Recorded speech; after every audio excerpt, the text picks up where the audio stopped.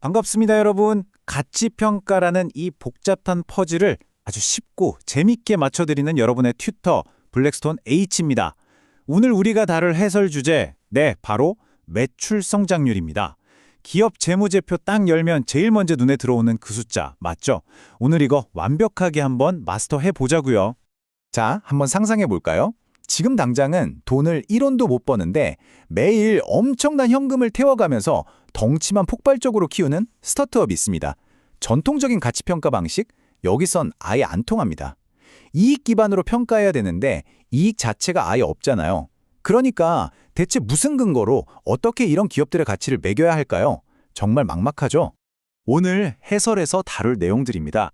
먼저 매출 성장의 기초를 잡고요. 성장의 세 가지 함정을 피하는 법, 그리고 핵심 공식인 TAM과 점유율을 배울 겁니다. 그 다음 에어비앤비의 실전 사례로 감을 잡고 마지막 핵심 질문으로 마무리해 보겠습니다. 바로 들어가 보죠. 자, 첫 번째 파트입니다. 매출 성장의 기초부터 확실하게 다져보겠습니다. 본격적으로 파고들어 볼까요?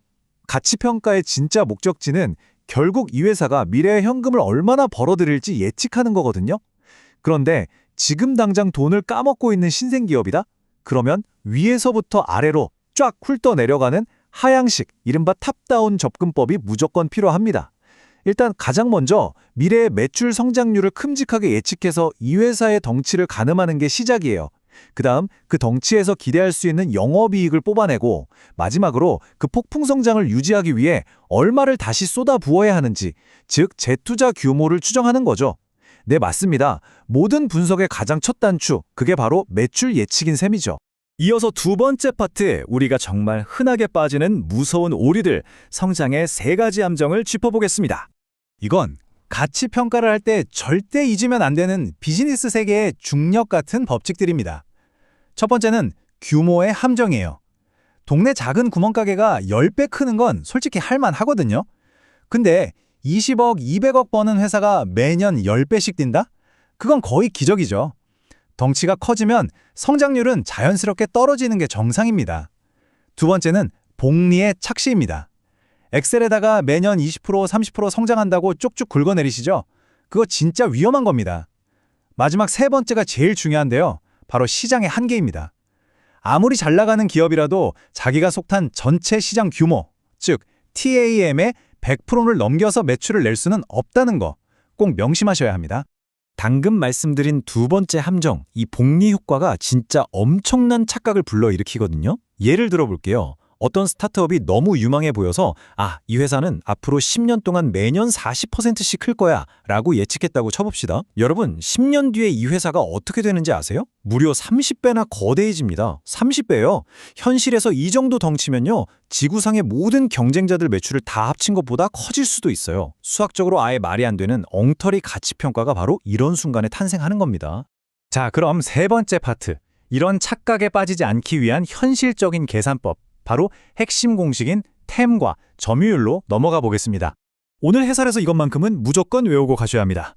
기대 매출액은 전체 시장 규모, 즉 템에다가 기대 시장 점유율을 곱하는 겁니다. 되게 간단하죠?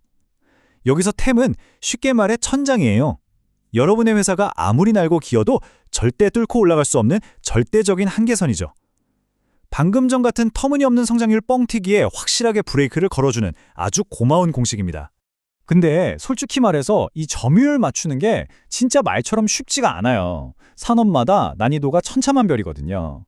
보잉이랑 에러버스를 한번 볼까요? 이 둘은 대형 항공기 시장을 딱 반반 쪼개먹는 정말 안정적인 복점 시장입니다. 그래서 주문량만 쓱 훑어봐도 점유율이 훤히 보이죠? 그런데 과거 2014년에 우버가 처음 등장했을 때는 어땠을까요? 차량 공유라는 아예 없던 시장을 새로 만들어내고 있었잖아요. 전체 시장이 얼마나 커질지, 우버가 거기서 얼마나 먹을지, 예측하는 것 자체가 그야말로 지옥불 난이도였죠. 그래도 어쩌겠어요.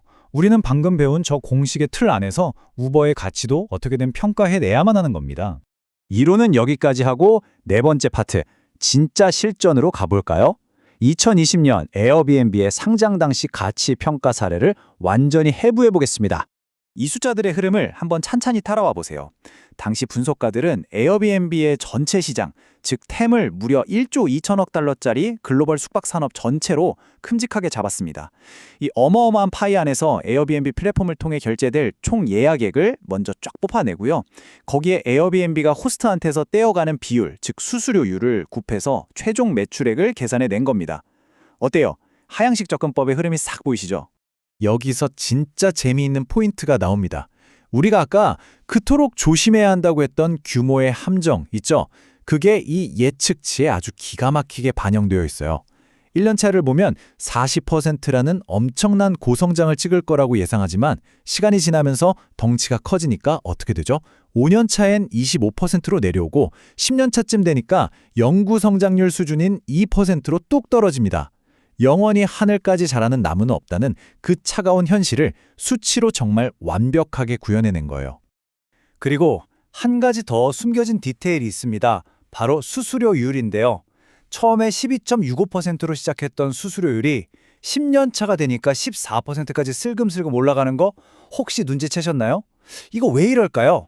바로 에어비앤비가 가진 압도적인 네트워크 효과 때문입니다. 호스트랑 여행객들이 플랫폼에 점점 더 깊이 묶일수록 에어비앤비는 수수료를 올려받아도 끄떡없는 막강한 가격 결정력을 쥐게 되는 거거든요. 이건 단순한 엑셀 장난이 아니에요. 기업이 가진 경제적 해자를 숫자에 아주 정교하게 녹여낸 진짜 예술적인 포인트입니다. 자, 벌써 마지막 5번째 파트입니다. 오늘 내용 요약과 함께 과연 이 모든 성장의 진짜 끝은 어디일지 생각해보는 시간입니다. 아주 단호하게 말씀드릴게요. 우리가 지금까지 아무리 멋들어지게 매출 성장률을 계산하고 예측했더라도요. 결국 이 회사가 궁극적으로 이익이라는 걸 내지 못한다면 그건 다 부질없는 숫자 노름에 불과합니다. 시장 점유율 1위를 찍고 파이를 다 쓸어 담아도 영업이익률이 만년 마이너스 늪에서 빠져나오지 못한다면 이 회사의 가치는 모델링상으로도 그리고 냉혹한 현실에서도 그냥 0입니다. 제로요. 성장의 끝은 결국 흑자라는 결과로 반드시 무조건 증명되어야만 합니다. 자, 오늘 해설은 여러분께 던지는 아주 묵직한 질문 하나로 마무리해볼까 합니다. 지금 이 순간에도 시장을 다 집어삼킬 듯이 덩치를 키워가는 유니콘 기업들 정말 많죠? 그런데 속을 들여다보면 여전히 밑빠진 독에 물 붓기처럼 천문학적인 적자를 내고 있단 말이에요. 과연 그 화려하게 치솟는 매출 성장 곡선 하나만 믿고 그들의 생존과 가치를 100% 장담할 수 있을까요? 덩치를 키우는 것과 진짜 내실을 다지는 것, 이 둘의 진짜 관계에 대해서 오늘 한번 깊이 생각해 보셨으면 좋겠습니다. 자, 지금까지 여러분의 가치평가 튜터 블랙스톤 H였고요. 저는 다음 해설에서 여러분의 시야를 탁 트이게 해줄 더 명쾌하고 흥미로운 내용으로 돌아오겠습니다. 수고하셨습니다.